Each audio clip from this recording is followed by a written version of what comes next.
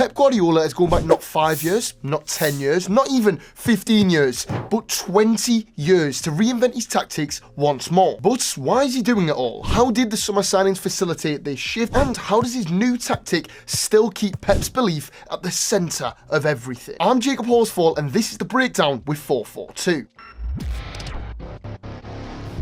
Before we get into what these tactics actually are, we've got to go back to where it all stems from. You may recall 𝗕𝗫𝗏𝗏 asking Pep about an article he wrote back in 2006, and that question that he asked is the inspiration for today's video. In the article that 𝗕𝗫𝗏 references, Pep discusses the space that counter-attacking football can give you, and that's something that we've seen from Man City this season. City have used quick combination play to exploit space in behind the opposition's defence when they're attacking in transition. In fact, only 3 teams have registered more shots from counter-attacking scenarios than Man City in the Premier League this season. But playing in this counter-attacking transitional way does sacrifice a lot of control, something that Pep's never really looked to sacrifice before. In all of the last 9 Premier League seasons, Manchester City have averaged more possession than anyone else in the division. Yet this season, they're currently sat in second. At times, Pep's looked to avoid low block defences completely by defending a little bit deeper and taking more risk and attacking quicker when City have the ball, which is something that may have been suggested by City's summer signings. High-risk passers and high-risk ball carriers like 𝗕𝗫𝗧𝗏𝗏 and 𝗕𝗫𝗧𝗏𝗏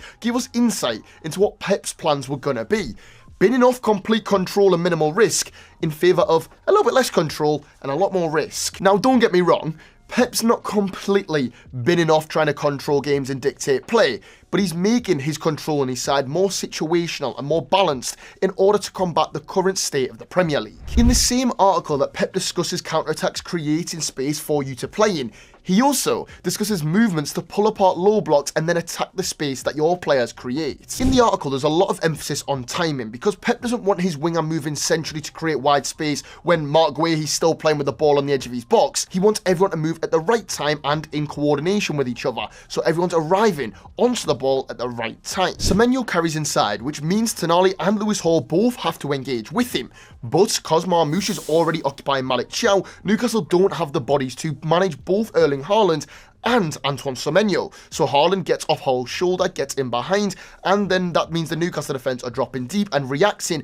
rather than preventing, leaving Nico O'Reilly to arrive into the box late and nod one home. City are using the elite ball carrying ability in their team to drag defences deeper, and then they're rotating around the ball to attack the space that is made by that defence dropping off. Which is probably why both 𝗕𝗫𝗏𝗏𝗏 and Jeremy Doku sit in the top 10 for dribbles per 90 in the Premier League this season. Pep wants them to do what they do best. 𝗕𝗫𝗏𝗏𝗏 and Jeremy Doku as players are full of flair, full of creativity, full of just doing a little bit of mad stuff.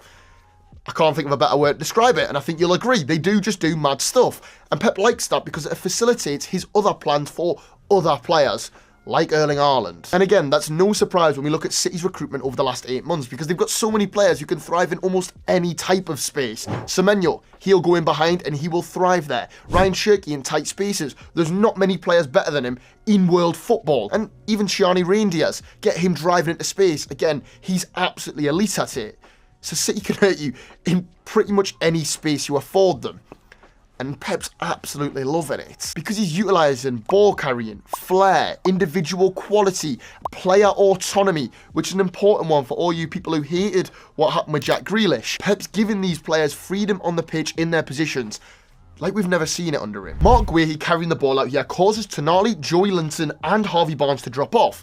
O'Reilly then goes against them by dropping in, pulling Malick-Thiaw out of position, forcing Tonali to go even further back to cover Thiaw's space, which means 𝗕𝗫𝗏𝗏𝗏𝗏's free for a pass, and as that ball's being played in with Nico O'Reilly's run, 𝗕𝗫𝗏𝗏𝗏𝗏's legging it down the wing to exploit the space that has just been created by Nico O'Reilly coming all the way back. Using counter movements across 3 different players there in 𝗕𝗫𝗏𝗏𝗏𝗏, Nico O'Reilly and 𝗕𝗫𝗏𝗏𝗏𝗏 allow City to just pull that Newcastle right-hand side of defence completely all over the shop. They had no hope. And this even comes into play when City are in fast transition. Because Jeremy Doku's central, the 2 Everton players can't actually go all the way out and commit to Nico O'Reilly because they're scared of the space that they'll leave Jeremy Doku in. And that's where Pep's 2006 ideas on counter-attacking and pulling apart low blocks blend together almost, which highlights why players have to move at exactly the right time in order to get in the opposition's way and prevent the opposition from being able to do their jobs properly, which is also why the summer recruitment and raising the athletic and physical flooring of the City squad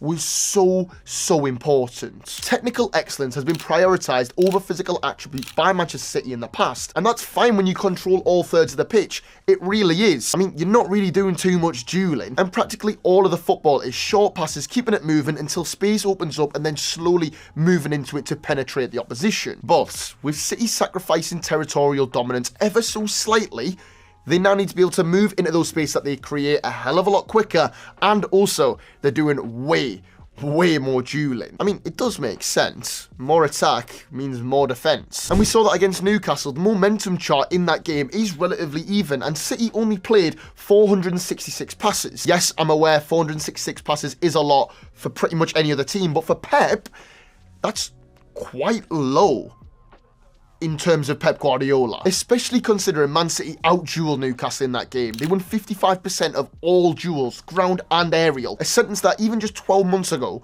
would have baffled pretty much everyone. And that was an active plan from Pep. I mean, I'm pretty sure it was. I don't have a direct link to his amazing mind, but when we look at the average positions, it shows a ton of players committing to the last line, almost in an attempt to overload Newcastle's back line so that when one of City's 48 long balls went forward, they could win that and play off it. But the question is, why has Pep made these changes that contradict almost his whole tenure at Manchester City? Well, City have always had so much quality in every season that Pep's been there, whether it be Sergio Aguero in the 17-18 season, Kevin De Bruyne in the 2019-20 season, or Erling Haaland in 22/23. However, the rest of the league haven't had that same quality. They've not been able to maintain with City's improvement every season. City controlling games, having 70% possession every week works when they have a lot more quality than whoever they're facing, because teams would sit in, kind of try and cover the central space, but eventually City would force them to make an error and then very rarely leave it unpunished. But the modern Premier League and its physical nature means that teams are more than happy to sit in a low block and then turn the game into a basketball game, end to end,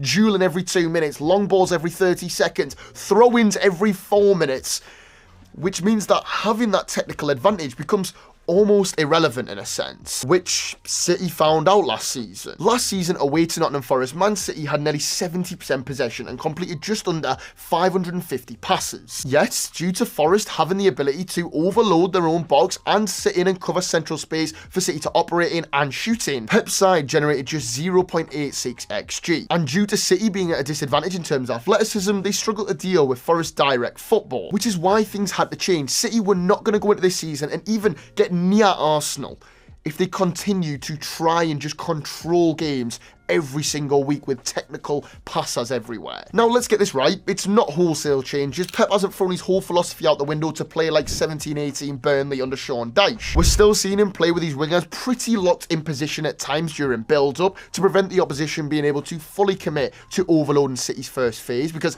they're scared of someone like Antoine Semenyo getting in behind, and who blames them? So that rigid positioning that's been a core part of Pep's football since the very beginning, really, is still there at times.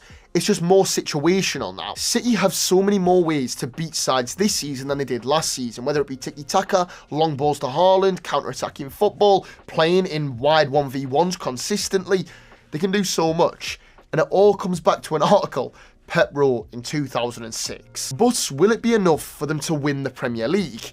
Well, I'm not really bothered, because either way, it's incredibly interesting, it's so fun, and getting to see Pep be at his nutjob genius best once more, he's brilliant, isn't it? So if you want to see more tactical breakdowns, maybe of Pep's next innovation, then leave a like and subscribe, because we're here every single week analysing the biggest tactical moments in football. And I'll see you next week, I guess.